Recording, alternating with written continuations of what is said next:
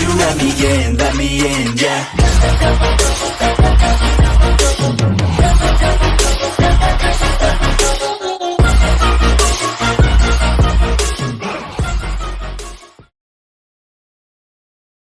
So guys, आज से हम एक न्यू सीरीज स्टार्ट करने जा रहे हैं। उम्मीद है आपको ये सीरीज भी बाकी सीरीज की तरह काफ़ी ज़्यादा पसंद आएगा। बाकी मैं अपनी तरफ से बेस्ट डिलीवर्ड करने की कोशिश करूंगा। अब बस इस सीरीज़ को लाइक करना, शेयर करना और चैनल को सब्सक्राइब करना। तो चलो बिना टाइम वेस्ट के सीरीज को शुरू करते हैं। कहानी के स्टार्टिंग में हमें प्लेनेट अर्थ को दिखाए जाते हैं, जहाँ पर एक स्पेशल मीटिंग के लिए फ्रीजर सभी सैयंस को बुलाते हैं। पर बार्डोक को ये सब कुछ सही नहीं लग रहा था। बार्डोक कहता है, अचानक फ्रीजर सारे सैयंस को बुला रहा है, कुछ ना कुछ गड़बड़ तो जरूर है। तभी वहाँ पर जीने आती है और कहती है, बार्डोक क्या हुआ है? तुम्हें देखकर लग रहा है तुम कुछ सोच रहे हो। जीने, फ्रीजर ने सारे सैयंस को एक स्पेशल मीटिंग के लिए बुलाया है और तुम्हें तो पता ही है फ्रीजर कैसा है। उसके दिमाग में क्या चलता है किसी को नहीं पता। तो हमें काकरोट को अभी के अभी दूसरे प्लेनेट पर भेजना होगा। जीने कहती है, तुम क्या कह रहे हो बार्डोक? अब हम अचानक उसे कहां पर भेजेंगे?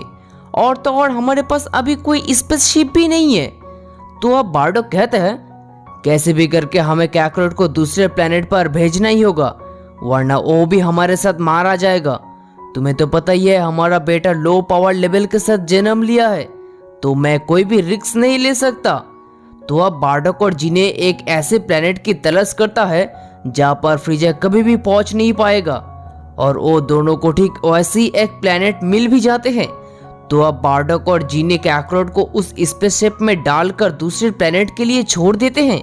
उसके बाद हमें गॉड ऑफ डिस्ट्रक्शन यानी बीरस को दिखाए जाते हैं, जहां हम देखते कि बीरस के पास ओरेकल फिश आकर कहते हैं, आज से 39 सालों बाद तुम्हारा ओपोनेंट सुपर सैयन गॉड तुमसे फाइट करेगा और तुम्हें अच्छा खासा टक्कर भी दे सकता है, जो कि ऑलरेडी इस धरती पर आ चुका है। ये सुनने के बाद बीरस कहते हैं, मेरा ओपोनेंट? क्या मजाक कर रहे हो? हाँ, तुम्हारा ओपोनेंट, वही होगा तुम्हारा अंत। तो अब बीरस थोड़ा गुस्सा हो जाते हैं और कहते हैं, ओ मेरा ओपोनेंट कैसे हो सकता है, क्योंकि मैंने फ्रीजर को ऑलरेडी प्लेनेट वेजिटा को डिस्ट्रॉय करने का परमिशन दे चुका हूँ। बास्टर्ड, तुम्हारा हिम्मत कैसे हुआ? गॉड ऑफ डिस्ट्रक्शन के सामने ऐसे बातें कर रहे हो? ऐसा कहकर बीरस ओरेकल फिश के ऊपर एक अटैक कर देते हैं। तभी आसमान से एक स्पेसशिप जमीन पर गिरता है। ये देखकर बीरस काफी ज्यादा शॉक हो जाते हैं, क्योंकि वो एक सैयन का स्पेसशिप था। तो अब बीरस कहने लगता है, फ्रीजर मुझे मारने के लिए एक सैयन को भेजा है, और तो और मैंने फ्रीजर को प्लेनेट वेजिटा को डिस्ट्रॉय करने का परमिशन दे चुका था, तो यहाँ पर सैयन कैसे आ सकता है? बीरस अब उस स्पेसशिप को लेकर काफी ज्यादा इंटरेस्ट हो जाते हैं। बीरस अब उस स्पेसशिप के पास जाते हैं। वेल, चाहे वो जो भी हो, वो मुझे कभी टक्कर नहीं दे सकता। मैं अभी उसका नाम और निशान मिटा देता हूँ। ऐसा कहकर बीरस उसके हकाई से अटैक कर देते हैं। तभी उस स्पेसशिप से एक सैयन चाइल्ड बाहर आते हैं। ये देखकर बीरस काफी ज्यादा शॉक्ड हो जाते हैं। एक बच्चा? ओ, आप मुझे समझ में आ रहा है। फ्रीजर ने प्लेनेट वेजिटा को डिस्ट्रॉय करने ही वाला था, इसीलिए कोई उसे दूसरे प्लेनेट भेजना चाहता था। ठीक है, फ्रीजर जो काम कर नहीं पाया मैं ही कर देता हूँ। ऐसा कहकर बीरस अपने हाकई से फिर से अटैक लॉन्च करने जा ही रहा था। तभी वहाँ पर ओरेकल फिश आ जाते और बीरस से कहते हैं, यही है हो जो कि 39 सालों बाद तुम्हारा ओपोनेंट होगा, सुपर सैयन गॉड। और मैं इसी की ही बातें कर रहा था। बीरस कहते हैं, काफी दिनों से कोई अच्छा खासा बैटल हुआ नहीं है। ये अगर मेरा ओपोनेंट है तो ये मुझे अच्छा खासा टक्कर दे सकता है, तो मैं उसे अभी नहीं मारूंगा। उसके बाद हम देखते हैं कि बीरस हुइस को बुलाते हैं। मैं आपका किस तरह से मदद कर सकता हूँ माय लॉर्ड? तुम इस सैयन चाइल्ड को अच्छे से ट्रेनिंग करवाओ, ये 39 ईयर बाद मेरा ओपोनेंट होगा। As your wish my lord. Beerus अब अपने बिस्तर पर 39 ईयर का बाद का अलार्म लगाकर गहरी नींद पर चले जाते हैं। तो अब हुइस उस बच्चे के पास जाता है। तभी वो बच्चा गुस्से से भड़क जाता है और हुइस के ऊपर अटैक कर देते हैं। हुइस कहते हैं, तुम्हें ट्रेनिंग करने से पहले तुम्हें तुम्हारा गुस्से को कंट्रोल करना होगा। तुम्हें यूनिवर्स और मल्टीवर्स के बारे में सब कुछ जानना होगा। क्या सही है और क्या गलत है वो समझने का क्षमता तुम्हें देना होगा। और ये सब सीखने के लिए 39 ईयर काफी ज्यादा है। तो ज्यादा देर ना करते हुए अभी शुरुआत करते हैं। तुम्हारा क्या ख्याल है? तो अब उस बच्चे का नाम देते हैं गोकू। जैसे जैसे दिन बीतता जा रहा था, गोकू ट्रेनिंग करके अपने आप को ग्रो करता जा रहा था। अचानक गोकू एक दिन ओजारू फॉर्म में ट्रांसफॉर्म हो जाते हैं। तभी हुइस गोकू के बॉडी से टेल को परमानेंटली अलग कर देते हैं। जैसे जैसे दिन गुजरता जा रहा था, हुइस के साथ ट्रेनिंग करके गोकू और भी पावरफुल बनता जा रहा था। दूसरी तरफ फ्रीजा ने प्लेनेट वेजिटा पर अटैक करके प्लेनेट वेजिटा को डिस्ट्रॉय कर चुका था। तो अब कुछ समय बाद फ्रीजा प्लेनेट वेजिटा पर विजिटिंग के लिए जाते हैं। जैसे ही फ्रीजा वहाँ पर जाता है, वो देखता है कि 3 सैयन्स फ्रीजा के इतने पावरफुल अटैक से भी सरवाइव कर चुका है। फ्रीजा अब कहने लगता है, मानना पड़ेगा तुम लोगों को, जहाँ मेरे अटैक से पूरी की पूरी प्लेनेट डिस्ट्रॉय हो चुका है और तुम लोगों का कुछ नहीं हुआ। तो अब तुम लोगों को मरना होगा, पर मरने से पहले मैं तुम लोगों को एक ऑफर देना चाहता हूँ। अगर तुम तीनों मेरे टीम में आ जाओगे तो मैं तुम लोगों को कुछ भी नहीं करूँगा, वरना तुम लोगों को मेरे हाथ ही मरना होगा। तो अब वेजिटा कहते हैं, बास्टर्ड, मैं तुम्हें नहीं छोड़ूंगा और तुम्हारे टीम में मैं कभी शामिल नहीं होऊंगा। ऐसा कहकर फ्रीजा के ऊपर अटैक करना शुरू कर देते हैं। पर फ्रीजा जरा सा भी एफर्ट ना लगाकर वेजिटा के सारे अटैक को डॉज कर लेते हैं, क्योंकि वेजिटा अभी भी उतना पावरफुल नहीं बना था कि वो फ्रीजा को टक्कर दे सके। तो अब वेजिटा, रेडिट्स, नापा तीनों मिलकर फ्रीजा के ऊपर अटैक करने लगते हैं।